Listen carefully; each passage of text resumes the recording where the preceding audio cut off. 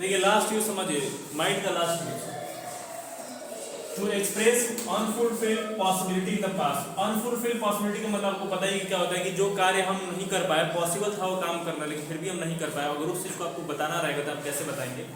तो इसका स्ट्रक्चर मैं आपको बता दे रहा हूँ। इसका स्ट्रक्चर होगा subject plus might have plus V3 plus object. ठीक है, लिखना है तो लिख लीजिए, subject plus might have plus V3 plus object.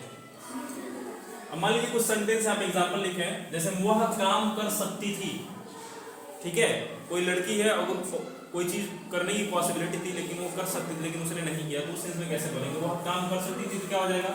वो अगर कर देंगे सी, और सी के साथ क्या लगाएंगे? माइट, उसके बाद हैव।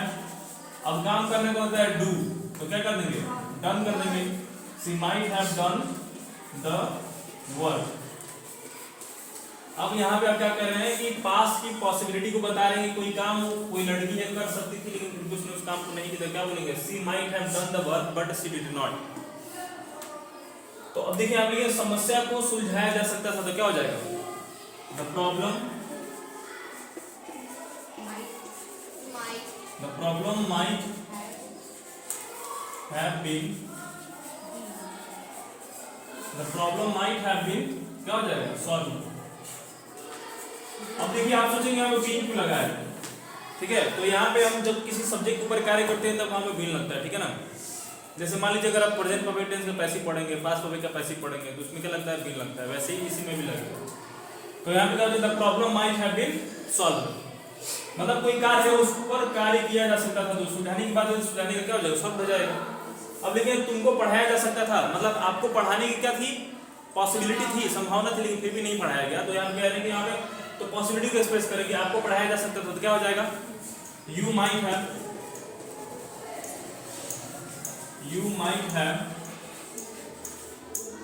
क्या हो जाएगा? You might have been taught, P-A-U-G-S-T, you might have been taught. अब देखिए इसमें भी बीन लगा है क्योंकि इसमें क्या हो रहा है कि इस सब्जेक्ट के ऊपर कार्य होने की बात हो रही है। समझ में आ रहा है? समझ में आ रहा है कि नहीं आपको? अब देखिए लास्ट जो है हमारा, मुझे यह बात बताया जा सकता था तो क्या हो जाएगा?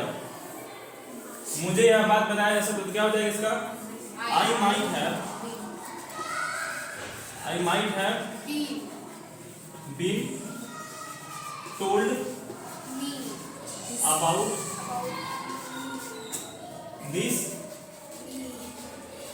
आई might have been told about this matter हो जाएगा। I might have been told about this matter। इन तीनों अगर सेंटेंस में आप ध्यान से देखें तो हम सब में क्या लगाए? बीन लगाए। बीन क्यों लगाया? आपको समझा दिए, समझाया ना कि जब किसी सब्जेक्ट के ऊपर कार्य होता है तब हम क्या करते हैं? बीन लगाते हैं। ठीक है, और किस सेंस में? तो जब हमारा क्या रहता है? प्रेजेंट परफेक्ट रहता है, पास्ट परफेक्ट रहता है, फ्यूचर परफेक्ट रहता है, तो इस सेंस में हमारा ये लगना ही लगना है। बात समझ में आ रहा है ना? तो इसको एक्सप्रेस करके हम क्या एक्सप्रेस करना चाह रहे हैं? पास्ट की पॉसिबिलिटी को। इन चारों सेंटेंस में क्या कर रहे हैं? पास्ट की पॉसिबिलिटी को एक्सप्रेस कर रहे हैं। किसी कोई डाउट? No sir. आपको डाउट इसलिए नहीं होगा क्योंकि हम लोग इसके पहले भी पास्ट की पॉसिबिलिटी को एक्सप्रेस करना सीख गए हैं। किसका प्रयोग करके? कुड हैव का प्रयोग करके। जैसे मैं अगर आपको बोलना है कि तुम मुझे फोन कर सकते थे तो वहां पर हम लोग पहले क्या यूज करते? You could have called me. लेकिन अब आप बोल सकते हो कि you might have called me. आ रही बात समझ में? तो अगर आप माइट हैव भी लगाएंगे या कुड हैव भी लगाएंगे तो दोनों का क्या होगा? सही, क्योंकि आप क्या कर रहे हो? दोनों का प्रयोग करके पास्ट की अनफुलफिल्ड पॉसिबिलिटी को बताने की कोशिश कर रहे हो। किसी कोई डाउट? कोई डाउट नहीं है? नोट करिए फिर।